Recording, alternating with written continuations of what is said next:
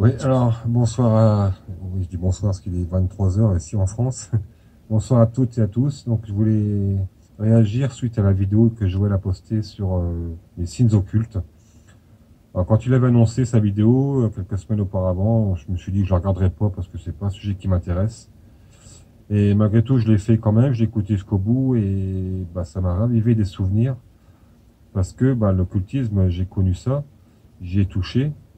Alors sans forcément prêter allégeance à Satan comme le font ces stars d'Hollywood, ces chanteurs ou ces hommes politiques, ces milliardaires. Parce qu'à l'époque, j'étais adolescent, je croyais ni en Dieu, ni au diable, ni au monde spirituel, mais avide de sensationnel et de ressentir voilà, des choses, des émotions, quoi, des choses fortes. Et ben, j'avais un copain d'école à l'époque, il avait une grande maison avec une cave, et puis chaque mercredi, j'allais chez lui. On faisait toutes sortes de séances occultes. Je me souviens, il avait des espèces de livres qu'il avait reçus de sa famille, euh, avec toutes sortes de prières, d'incantations, pour la magie blanche, la magie noire, enfin bref, on a fait toutes les couleurs possibles, pour faire de l'hypnose, pour faire toutes sortes de choses occultes. Mais je vous dis, c'est pas forcément le servir Satan qu'on faisait. Enfin, j'étais adolescent, lui aussi.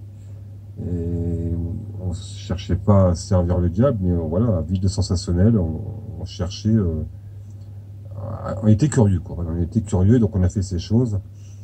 Et bah, ça a eu des conséquences fâcheuses dans ma vie, parce que un jour, il m'a proposé de faire une séance de planche Ouija. Alors ça, extrêmement dangereux.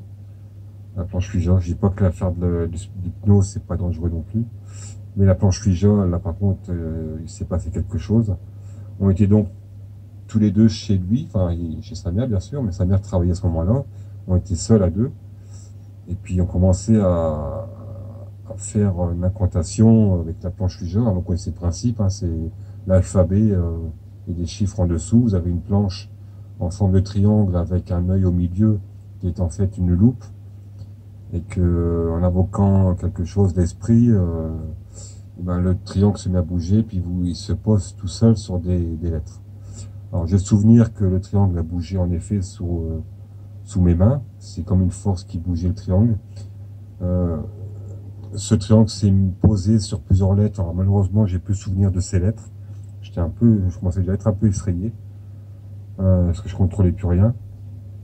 Mais surtout, ce qui s'est passé, c'est qu'il y a eu un immense bang, un grand fracas, un grand coup qui a été porté sur sa porte qui mène à la cave. C'est la cave là où on faisait souvent des choses occultes aussi, d'occultisme. Et on s'est regardé, mon ami et moi, on était vraiment effrayés, parce que je vous dis, c'est comme un immense coup de poing, un grand bang sur la porte de la cave. J'ai pris mes jambes à mon cou, comme on dit, et je suis parti. Je suis rentré chez moi, en me disant, bon, maintenant je suis tranquille, mais ça a eu des conséquences bien après. Bien après, des années après, j'ai compris que je n'étais pas sorti seul de la maison, mais avec une myriade de démons qui ont déferlé dans ma vie et puis celle de mon entourage, mais avec des conséquences désastreuses. Alors ça a commencé comme ça, c'est ma mère qui en 94, on lui a décelé un cancer du sein. Ma mère qui était très bien, elle était en pleine forme et d'un seul coup, voilà, une boule au sein et c'est un cancer, elle s'est fait opérer, chimiothérapie, rayons, perte de cheveux, vomissements. Bref, j'ai vu ma mère dans un sale état. Elle avait quoi, 45 ans à l'époque. Et bon, Dieu merci, elle s'en est sortie. Quelques temps après, moi, en 1995, je suis parti faire mon service militaire. Et je voulais faire carrière même dans l'armée. Et puis en août 96, j'ai été réformé. Après qu'on m'a emmené aux urgences à l'hôpital des Genettes à Lyon, un hôpital militaire où on m'a décelé un cancer là aussi. Donc j'étais réformé. Bon, c'était un sacré coup dur pour moi parce que je pensais faire carrière à l'armée. Et j'avais aucune formation, pas de diplôme. Je me suis dit qu'est-ce que je vais faire de ma vie. Bon bref, j'étais bien opéré, bien soigné aussi. Mais c'est un coup dur. Mais bon, c'est pas fini. J'ai une autre sœur qui a fait une fausse couche également à ce moment-là. J'ai mon autre sœur, la cadette, qui elle que j'ai côtoyé aussi quand j'avais des permissions de l'armée, j'allais la voir plusieurs fois, et puis ben, elle aussi, en 98, on lui a décelé une tumeur au cerveau, elle est décédée en juin 99. Ça a été très rapide. Euh, j'ai mon oncle qui vit à Bordeaux, pas loin d'Arcachon, que j'ai aimé rendre visite après une saison en montagne. J'aimais bien aller sur les côtes. Et mon oncle était très actif à l'époque. Il avait un bateau, il nous emmenait sur le bassin d'Arcachon.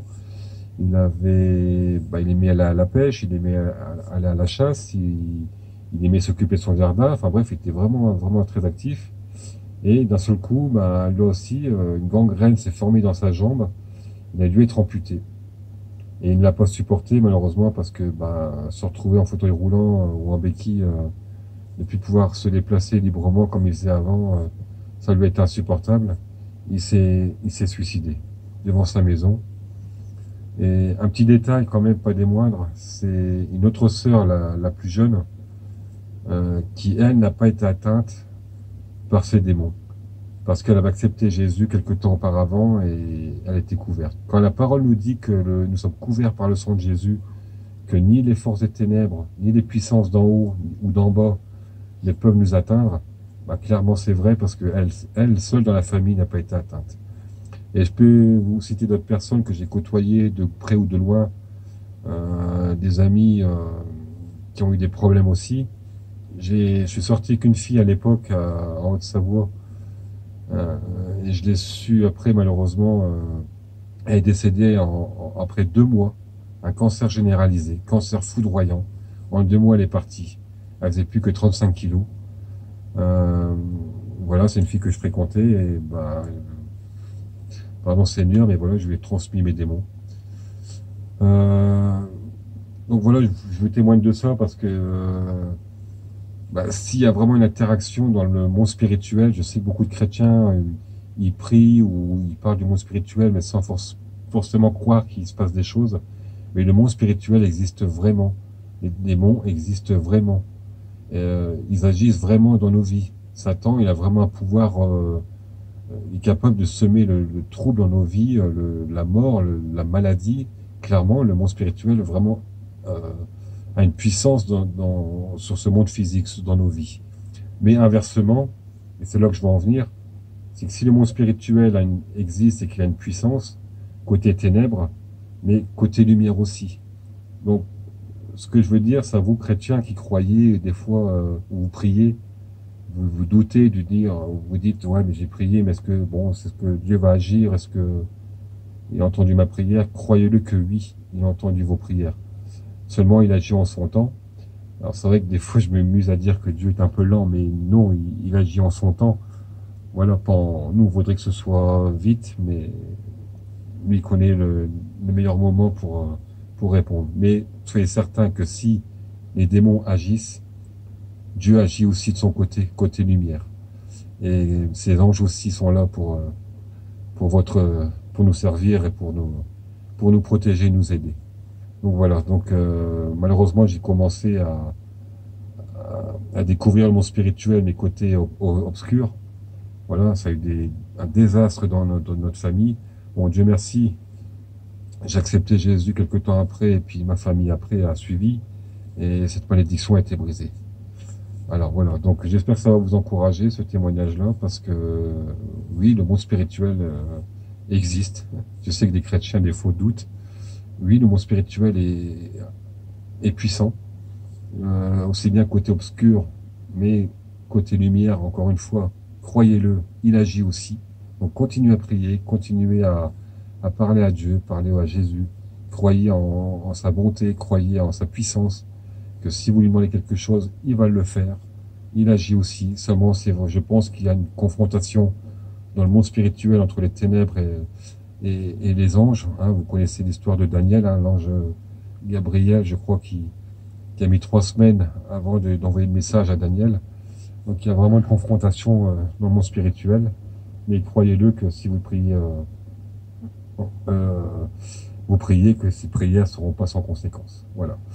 Et pour vous témoigner vite fait, là, le mois dernier, le 21 décembre du mois dernier, donc, euh, je parlais au Seigneur, c'était pas forcément une prière, mais je me confiais à lui. C'était par rapport à ma mère qui vivait ces derniers jours très difficiles. Voilà, elle sortait d'hôpital et puis elle avait fait une chute et puis du coup, elle pouvait plus trop marcher pendant 6 semaines. Elle devait plus bouger, elle devait rester sur son fauteuil et ça pour ma mère c'était très difficile. J'ai vu qu'elle s'est laissée aller, elle commençait à pleurer plusieurs fois. Bon, j'avais un peu de misère à voir ma mère comme ça et puis en me promenant en montagne ce jour-là, ce 21 décembre, je lui dis Seigneur, libère ma mère, reprends-la, je sais qu'elle est sauvée. Elle sera bien mieux auprès de toi que de souffrir encore dans ce monde. 2 heures après, j'assure que c'est vrai, je reçois un coup de fil de ma sœur qui m'annonce que maman était partie. Voilà, le Seigneur l'avait repris. Donc oui, le monde spirituel existe, encore une fois, j'insiste, et le monde spirituel interagit, voilà, sur le monde physique. Il y a vraiment des choses qui se passent, alors côté ténèbres, mais aussi côté de la lumière, et donc, enfant de lumière, vous pouvez être certain que les choses se passent quand vous priez. Alors, j'en reviens à sa vidéo de Joël, qui est vraiment fort intéressante et même effrayant parce que je me dis que ces gens-là, ces stars, ces chanteurs, ces acteurs que quelque part on a tous adulés, hein, on a tous nos comédiens préférés. Je pense à Bruce Willis, Denzel Washington que j'ai adoré dans certains films et de voir que c'est triste quand même qu'ils se soumettent à une élite qui leur impose à adorer Satan, quoi. Je pense pas que ça leur vienne de leur plein gré, mais bon, ils ont fait leur propre choix. On va pas non plus et pleurer, ils ont fait leur propre choix, mais bon, si Dieu a réussi à se révéler à moi, bien sûr, j'étais pas franc-maçon, j'étais pas satanique, mais quelque part, j'ai quand même fait un blasphème envers Dieu, quand j'ai désobéi à Dieu, j'ai invoqué des esprits, des démons, mais il a eu pitié de moi, enfin pitié plutôt de compassion, et puis il s'est révélé à moi, donc je pense qu'il le fera aussi pour certains d'entre eux. Donc voilà, donc j'espère que cette vidéo va vous encourager et que et que surtout, oui, je pense à des chrétiens qui auraient fait l'occultisme, qui se sont pas repentis, faites-le maintenant. Restez dans votre chambre, allez dans un coin, comme Matthieu 6 le dit, pas besoin d'aller à voir le pasteur du coin charismatique. Là. Dieu est suffisamment puissant et il a des grandes oreilles pour vous entendre. Dans votre chambre, confessez ce que vous avez fait. Je sais que c'est pas évident d'en parler, c'est pas évident d'admettre qu'on a fait ça. Euh, L'occultisme, c'est un exemple, mais il y a beaucoup d'autres sujets que les chrétiens cachent et qu'ils n'osent pas en parler. Mais Dieu est suffisamment grand pour vous pardonner. Confiez-vous à lui, repentez-vous, euh, et simplement demandez du pardon. Et quand il dit que si on confesse de notre bouche nos péchés, Dieu est fidèle et grand pour nous les pardonner. Donc faites-le, c'est important. Et puis surtout qu'il puisse briser cette malédiction parce qu'on a vraiment eu dans notre famille une vraie malédiction à cause de ce que j'ai fait juste ce jour-là, ce fameux mercredi, un après-midi chez un copain, pensant que c'était juste pour le fun, mais ça a eu des conséquences tragiques. Mais Dieu merci, Dieu est plus grand. Soyez bénis.